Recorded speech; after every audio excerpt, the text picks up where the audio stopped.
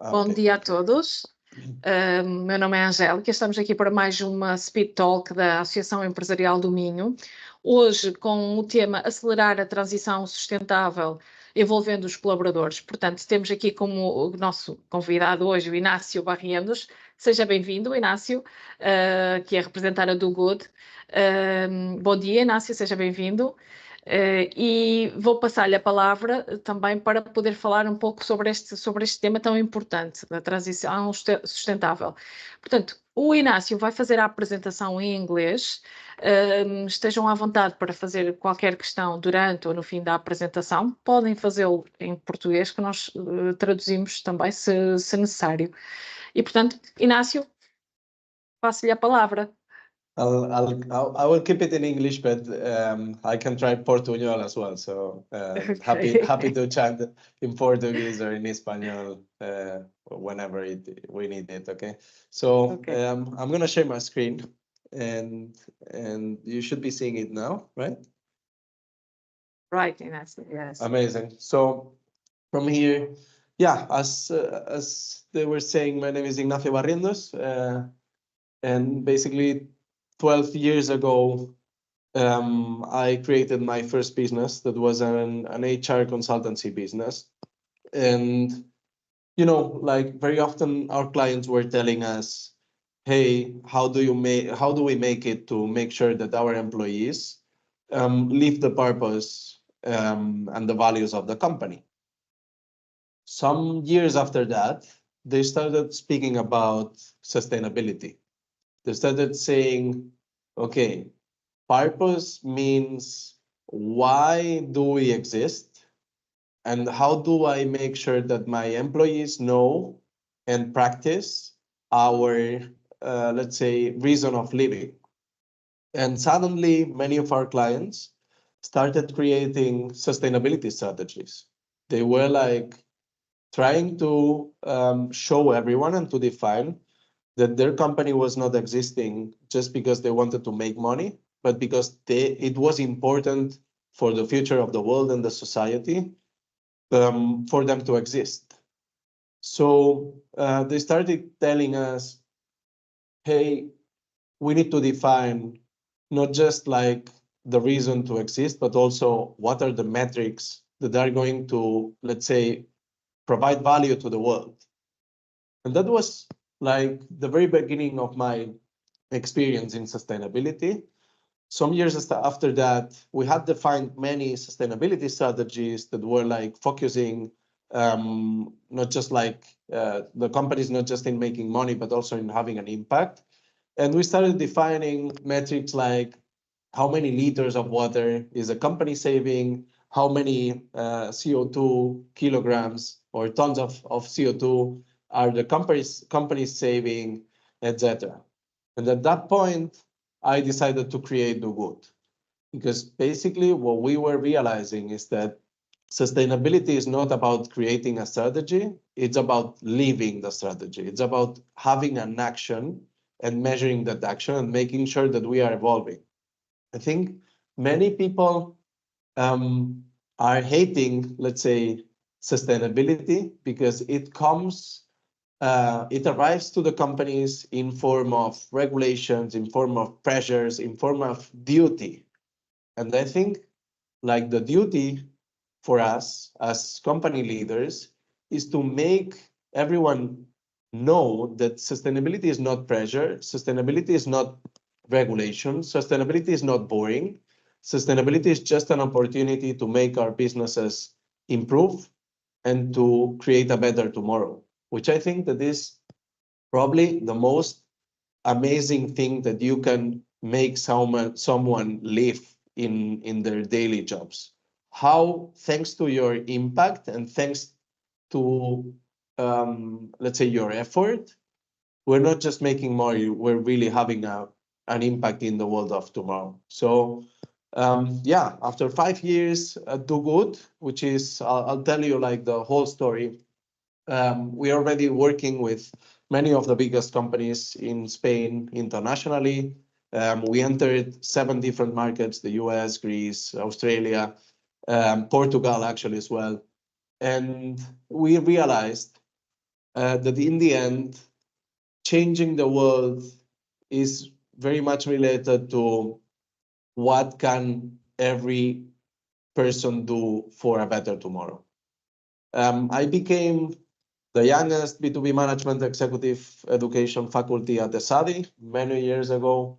And that was a great opportunity to really speak to company leaders and reflect together. And, there is only one thing that we all know, that is that we are the ones shaping the future. So from there, I don't know, I like to put images on the presentation. We'll go through theories and schemes, etc. But I think we are all aware that the world is crazy. The world is kind of disorganized. You get to I don't know, you go to Mexico City, to Bangkok, or to all those crazily big cities, and it feels like there is no control of the future. It feels that we are just like not organized. And I think it's pretty normal that if you take a look at these images, you really experience that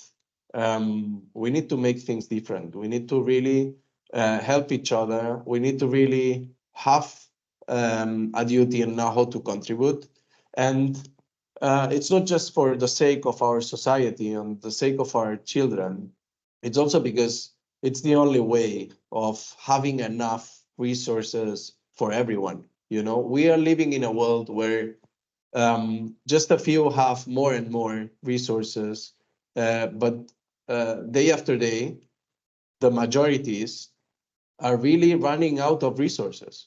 And that's something that we need to tackle, and it's our duty and responsibility. And that's what we call sustainability. And that's the interesting thing about sustainability, that when you have a meeting with any person and you speak about the images that I'm showing to you, everyone agrees that we need to do something.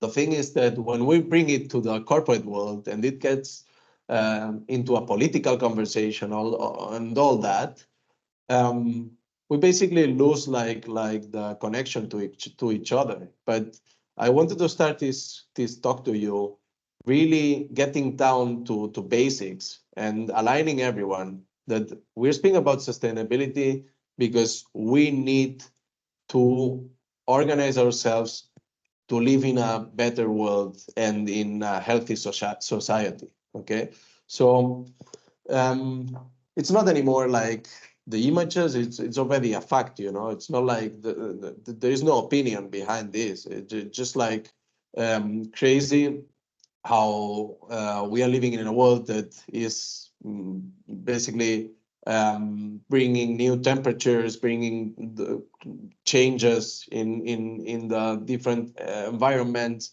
and it is us.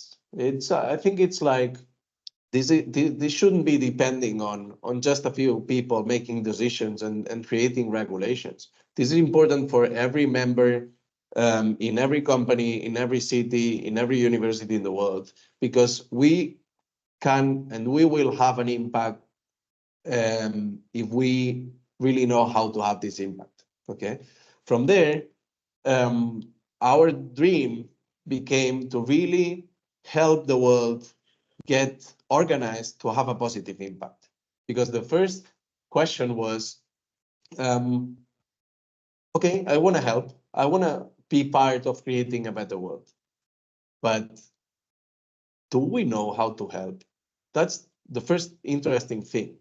We don't know what can we do or how can we modify our daily behaviors to have a confirmed positive impact. And that's a duty for the organizations as well. So when we went to the streets, we asked 203 people, do you want to do something to be part of a better world? 95% said yes. And when we fired the second question was, if you want to have an impact, why are you not doing anything? And we figured out that there were three main obstacles that basically were stopping the people to have a better impact. And it sounds like basic, but it is true. We don't know what to do. We don't know how to do it. And we think that we cannot change the world by ourselves. So that was the thing that shaped the first product of the wood. I put in a presentation basically the conclusions of that survey. And I went to my friends and told them, hey, I think that if we help the people figure out how they can have an impact, what they can do, and if we show them that they are not alone, many of those people will start doing things. With that presentation, I raised the first 400,000 euros, and we created a product that basically took the 17 SDGs and broke that 17 SDGs into specific actions to send everyone and to make them know what they could do. And then we showed them that every time they were doing something, the others could see that they were doing something. So they were not alone anymore. We said, okay, how do we make sure that we reach the people? You know, it's like the world, it's like huge, you know, like millions and millions and millions of people, and you need to reach these people to help them make an impact. So we thought maybe the best way is to go to, let's say, communities of people that really have an interest in pushing this. And then we found out that there were regulations speaking about this. And, you know, that's like the nightmare of the companies, you know, like how sustainability became like just like norms and just like pressures. But these pressures are just like, let's say, trying to help us do what we need to do. Okay, so we went to the companies and we said them, hey, we know that this is relevant for you, and we have created a solution to help your people have an impact. So your people have an interest to have an impact, and you have an interest to have this impact as well because it's related to your business. So I will help you have this impact. And then what happened is that we started understanding that companies are not that logic, because you want to have a positive impact, but of course you start on our world starts working by fear, you know, like and sustainability came to the world in terms of, let's say, as a form or it was called kind of ESG, and it brought like relevant challenges for the different companies. And these are like, we basically understood these challenges and defined somehow like the journey of the different companies to approach like the sustainability challenge. First thing was we were going to companies and we were telling them, I'm going to help your people have an impact. But they were saying, yes, but you know what? I cannot help my people because I don't know what I have to do as a company yet. So I need to figure this out. So we understood that the first thing is that this, let's say, non-understanding of the sustainability was the first challenge that companies were kind of facing when starting the sustainable transition. After that, we realized that when they put together let's say the first like draft of the strategy, what they needed is to gather the data that they needed to report. After that, companies normally realize that by, let's say, complying or fulfilling these regulatory pressures or these regulatory requirements, they become all the same. And the world is not about becoming the same, or the business world is about really making a difference. So companies started thinking, what can I do to compete in or to use sustainability to compete in the world? And they basically started thinking how they can not only live or improve the planet, but also have a better social impact. But the thing is that innovation in what, let's say, the frameworks value in terms of social impact, let's say that this kind of scarce. Many companies were like, are you really saying that the only thing I can do to have an impact in terms of social commitments is to give money to NGOs? It doesn't make any sense.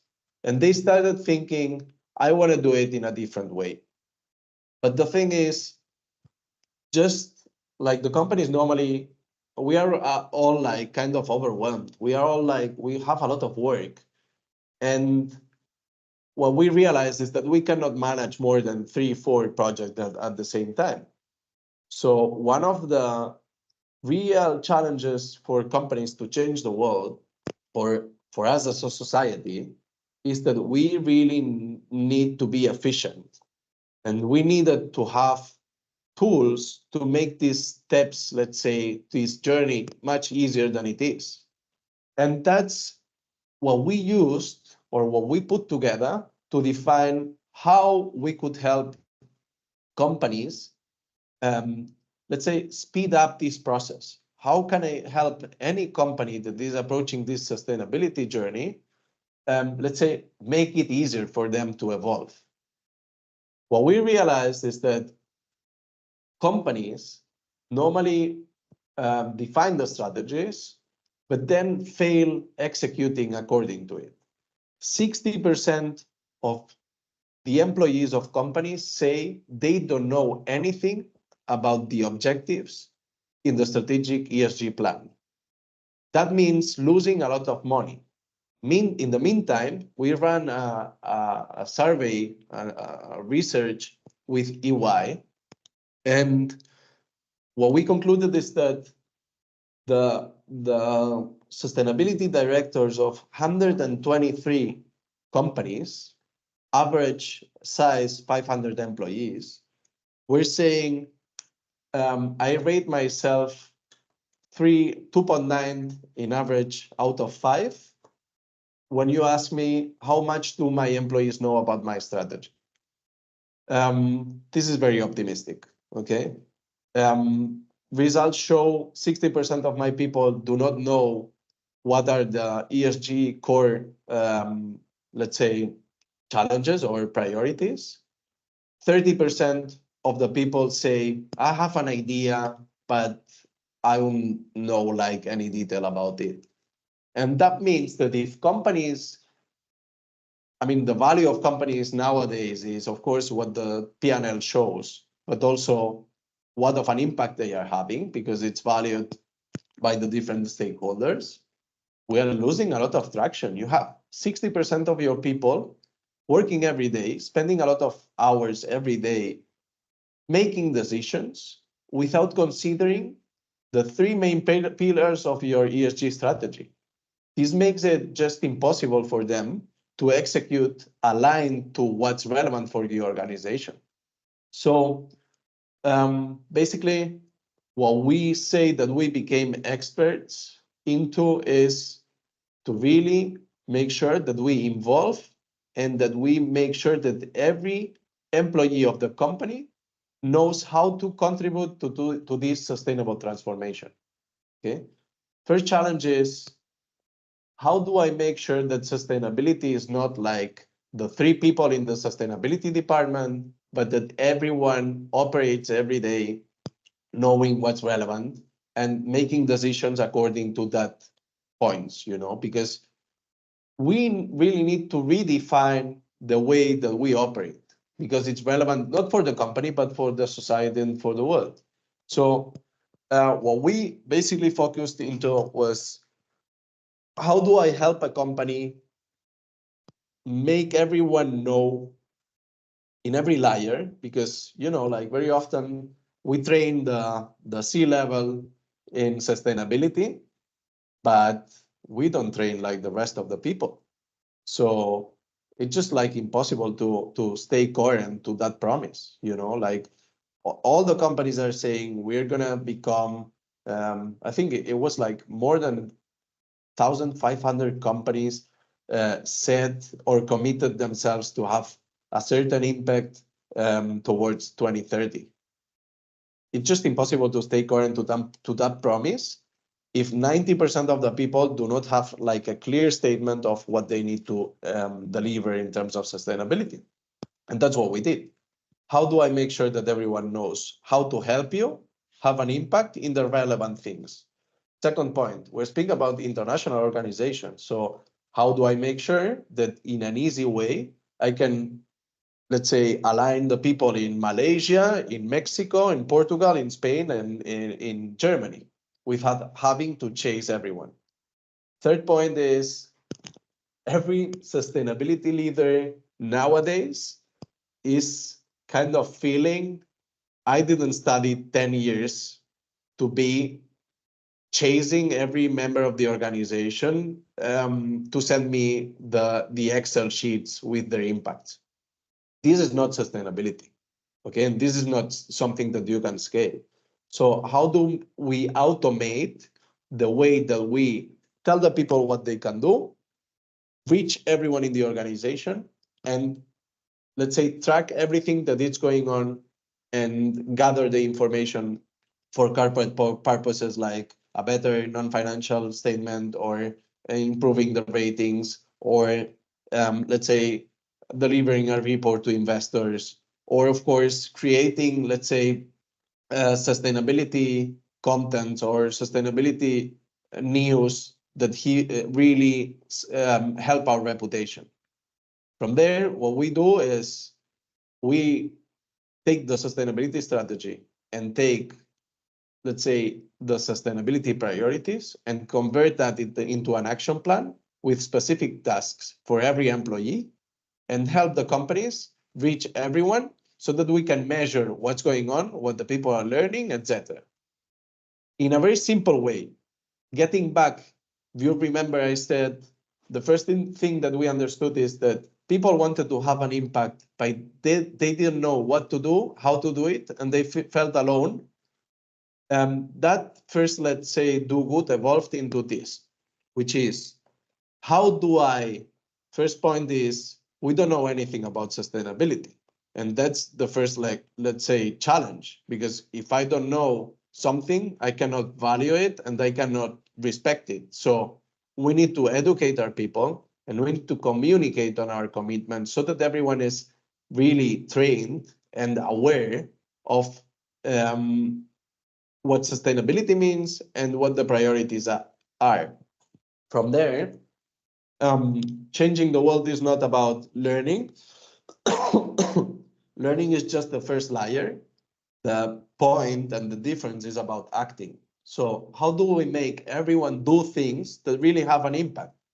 And what we do is we convert all those PDFs or ESG strategies into action. What can everyone do and what impact is every action having? And we spread this around the organization. So everyone knows what sustainability means, everyone knows what they can do, how it should be done, because we tell them and we train them to be able to have a positive impact. And from there, everything that you do, it gets published in an internal wall, kind of, let's say, a Facebook or an Instagram, where you see what all your colleagues are doing, where you can interact, and where you can create a community of positive impact. From there, we, of course, measure, improve, understand what's going on in my organization, if my employees are more about water or about CO2. And it basically helps us learn from ourselves and involve everyone in the purpose of the company, which is basically the main reason for employees to choose a company nowadays. So, like the point is, how do we make everyone responsible of the ESG strategy? during these 5 years, we started in 2019. We have been, let's say, trying a lot of things, learning a lot. And basically, we managed to work globally with many of the leaders in Spain. Many international players saw what we were doing with different companies, and they came to us and said, hey, I want to implement your solution as well. But it is now that we understood how can we help any kind of company make sure that the purpose is not just something that you put on the walls, but something that makes the people have a different, let's say, way of making decisions and way of acting in their daily basis. This is, let's say, the corporate thing that normally companies seek when they come to us. How do I promised that I was going to, let's say, reduce 5% my water consumption. So how can I measure how many liters my employees saved, and how do I create content around everything that I'm going to, like in relation to sustainability? How do I improve the way I am reporting and start to have a structure in terms of scope 3 emissions and how I engage my employees, etc. And how do I make sure that I improve in my ratings? You know, CDP, S&P, Dow Jones, MSCI, all those are asking you, how do you engage your people? How do you help your people evolve? So it is a pretty, let's say, transparent and practical way of improving your business. From here, I'm happy to, I didn't want to extend like further because they told me that there might be like time for questions. But I'm happy to take any kind of questions, to tell you any kind of story. Just feel free to tell me, and I hope it was useful for you to let's say, walk this journey with me. Yeah, thank you. Obrigada, Inácio. Eu gostaria agora de abrir aqui a possibilidade de colocarem alguma questão ao Inácio. Podem fazê-lo através do microfone ou por escrito, se assim entenderem. Portanto, o Inácio está aqui disponível para falar sobre isto, não é? Yeah. So, what to do, how to do it, and feel alone, não é? Yes, if you want to make sure that any member around you, it can be your children. The thing is that we assume that we know how to have a positive impact, and that's not something that we have learned, you know. And I think I was born in 1988, which means that I'm starting to be not that young. But one thing is clear, I was not trained to have a positive impact. You know, I learned how to be productive and efficient for a P&L. You know, everything was about money, money, money. And it's great because, you know, I know how to create businesses now. But the thing is that we were missing many relevant things for a good world in the future. And that's something that we are including in the business world, which is ESG and sustainability. But it is new for us, you know. We make, it is, how many? We can Google it because I'm going to say it wrong now, but it's kind of 60,000 or just like a lot of decisions every day. 90% of those decisions are basically subconscious decisions. And the thing is that if we are not aware about sustainability, we will not make those decisions considering the world. And that's something new, you know, like it's going to take 30 years until we are led and we have like leaders that really know about this sustainability thing. But we need to create them, you know, we need to make sure that they consider all that. Yeah, for our own sake in the end. 2 out of 3 members or individuals or citizens, because we are living longer, are going to have cancer.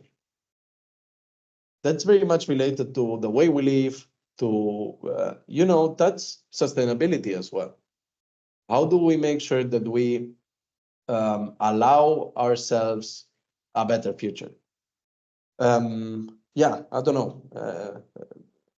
Didn't want to speak much, but I like the topic and I think it's interesting. Obrigada, Inácio. Sim, nós temos que nos preocupar com o nosso futuro e claro que sim, é muito importante aquilo que o Inácio estava a dizer. Eu não sei se entretanto há alguém que queira colocar alguma questão. Deixa-me ver se... Yeah, we got one here. João. Yeah. How do you track that your solution helped reaching the ESG goals set in the company strategy? Is your solution a fit for all? Do you customize based on your customer? Amazing. Thank you, João. So we make, let's say, reverse engineering.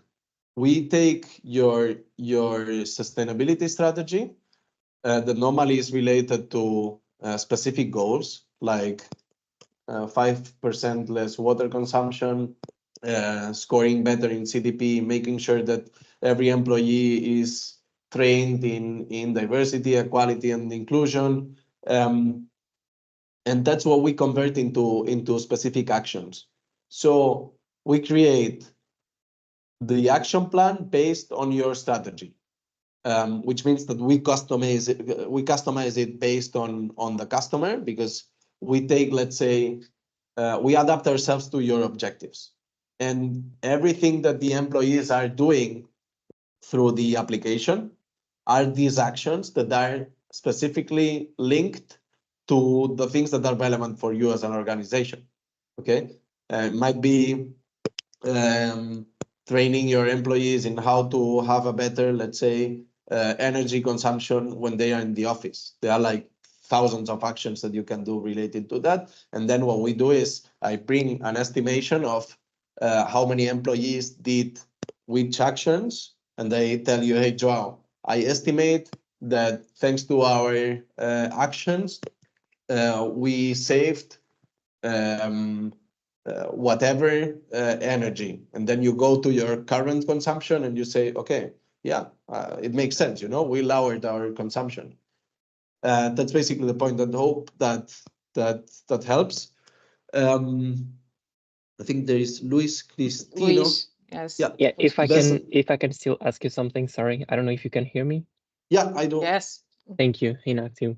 Yeah, I see what you mean, and thanks for the presentation, but I think that's a bit focused specifically on your internal operation, right? And not so much on the impact of your products or services in your value chain. So I guess this is more focused in the internal operation of the company itself, right? Yes, nowadays, like I am obsessed with creating a solution to orchestrate positive impact in the world. We chose companies and we chose employees because we need to make sure that our people is aligned. It's the first step, you cannot ask the world to do something if you're not doing it yourself. So we are starting working internally, but there are some clients that are already telling us, okay, now I want to work with my supply chain, or I want to work with my clients, or I want to work with whatever, but the most experience that we have had is with internal communication, internal employees, students. Also, for example, an insurance company, an Italian one, worked with their agents. They wanted to include the agents in the program, and now we are starting to create like the first program with basically an area of Mexico as well. Thank you. Got you. Thank you. And Luis says the best ambassador for a company and even an influencer is a motivated employee who is informed about what the company, not a very good presentation from your perspective in companies where employees have little appetite for using new technologies. How can you get them involved in the sustainability journey? That's amazing. I think this is just like theories, I had to learn this. It's just like there are 7 different motivators for the people to take action depending on how they are. There are people that are motivated by rewards, by purpose, by competition. You know, all is written about that, but you got 20% of the people in your company that really need to feel useful for the world. So we can start by them as early adopters, and they will make sure that they engage some others, because there are some others that are going to be motivated to compete. You got rankings, and that's what we do, you know, like I understand that your duty, or I think that our duties as organizations is to push, make the effort, make sure that we help our people help, and then make sure that we have something that motivates every kind of our guys, of our employees. We can reward. We have clients that have 1% of the bonus of their employees. They give it when like the employees take 20 actions. There are others that are just like about doing stuff and they feel better and that's it. That's what we have been, let's say, brushing up during the last 5 years, like really understanding what's the best way of engaging everyone, of communicating, we walk you through all of that, you know, because of course we are very busy. We work a lot, we have many things, and we need to understand why this is relevant. But I think as companies, like the duty is to use the sustainability thing as a motivator, as something positive, you know. It cannot be sold as this is boring and it's just like another thing that is going to make us spend time. I think we have like a gold opportunity here to make the people live the purpose of the organization. I hope that helps. Anna, thank you. How do we break the resistance in our people to be part of preparing many activities with instance hours, and even so we have less people being part of? I think it's there are many things in there that are relevant, you know, like many of our clients ask me the first thing, how many people are we going to engage in the usage of the wood? Is it going to be 80% or 30%? My honest feedback is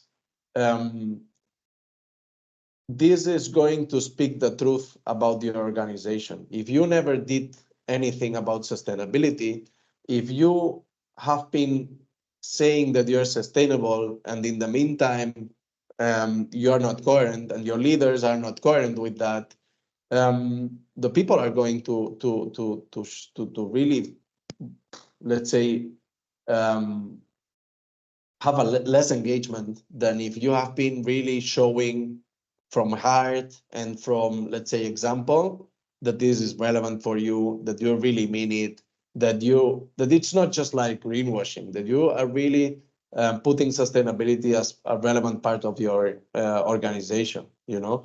So as I said, I think it's how do we make sure that this is not just like something that we say and that we use as marketing, but how this is something that we really incorporate in our daily activities, and how do we understand this as an opportunity to make things better and to compete, you know.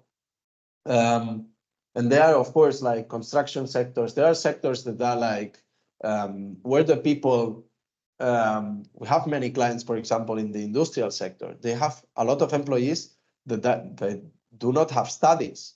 It's not that easy to make them understand all this, you know. They have, I don't know, if you don't have food in your table, you're not going to think about the world. You think about yourselves, you know. So the thing is, we need to make sure that when our people cover the basics, we use this as part of helping them feel better, feel more aligned, feel more close, feel happier in their as an opportunity, I would say, to keep growing and to be part of something relevant for the organization, but also for themselves, you know. I mean, I have lots of theories, and we have like many let's say, plans or ways, like, let's say, strategies to do all that, but it's very complex, you know, it's like not a 5 minutes discussion, but it's like making sure that we have the basics and that we stay current to what we promise and deliver. That's basically the best. 70, we have an IBEX 35 client that has been working with us during 4 years. Their first program had 70% engagement. And we're speaking about a company that has 7,000 employees. Why? Because the president of the company speaks every day about sustainability, behaves every day in a sustainable way. They are just like current to what they say. And that's, you know, they presented Do Good. He was the one introducing Do Good, and we had amazing results. There are other companies that come to us, and we are not magicians, you know. We bring a solution that will make sure that your people know what to do and how to make it. But if your people hate your company and they are not happy and they don't feel, let's say, aligned with you, that's another problem, you know, and we can speak about that and we can help in there, but it's a different thing. It's a different thing. Thank you, Ignacio. And by the way, that is the problem. That is the main problem. Excuse me, Angelica. The main problem about sustainability is that we have been speaking 90% about it. 90% of the time that we were doing something related to sustainability was speaking, not acting. And that's, you know, like, if we want to show example, if we want to show that we are serious about this, we need to act. Action is what provides the example, you know, and that's why we went, you know, like, as a founder of Do Good, many of our clients were like coming to us and saying, hey, help us create the strategy, help us create content to show that we are. No, you know, it's like the other way around. When you act and when you have so many people having action every day, the stories, the currents, the sales, everything comes automatically because everything kind of stays current to what you want to do, you know? And yeah, that's basically what is working for us. We use Do Good internally as well. We are 30 employees and we use that every day. And, you know, it feels good it allows us also to make sure that we improve the product. But I think that we came up with a very good solution, and 90% of the clients that try our solution do not just renew, they also recommend to other clients like the solution. So I'm happy with the product that we brought to the table. It's amazing to work in this. Muito bem. Inácio, muito obrigada pela sua apresentação. Eu agradeço a todos que tiveram a oportunidade também de estar connosco. Nós iremos enviar a informação desta apresentação que o Inácio nos vai fazer chegar a todas as pessoas que estiveram a assistir, e também iremos partilhar esta Speed Talk depois no YouTube da Associação Empresarial do Minho e nas nossas redes sociais. Queria aproveitar para relembrar que a AEMinho celebra no próximo dia 24, portanto esta sexta-feira, o seu 3º aniversário, que será em Guimarães, e realmente aqui sob o tema da inteligência artificial, iremos também ter um sunset de comemoração do aniversário, e portanto mais informações no nosso site, assim como de outras iniciativas e eventos que estamos a organizar, ae-ifami.pt, e portanto, Inácio, muito obrigada, foi muito interessante a sua apresentação e de facto temos que fazer mais nesta questão da sustentabilidade, portanto, pensar, fazer, dar o exemplo, portanto, percebi que é muito importante. Obrigada e até à próxima, então. Muito obrigado. Portugal is the second market that we are entering now, so we have Kika in there living in Lisbon, so yeah, happy to keep the conversation going. Many thanks for the opportunity also to you, Angelica, and the organization, and yeah, count on us. Ok, obrigada. Contaremos com certeza. Obrigada, Inácio. Até à próxima, então. Obrigada a todos. Thank you.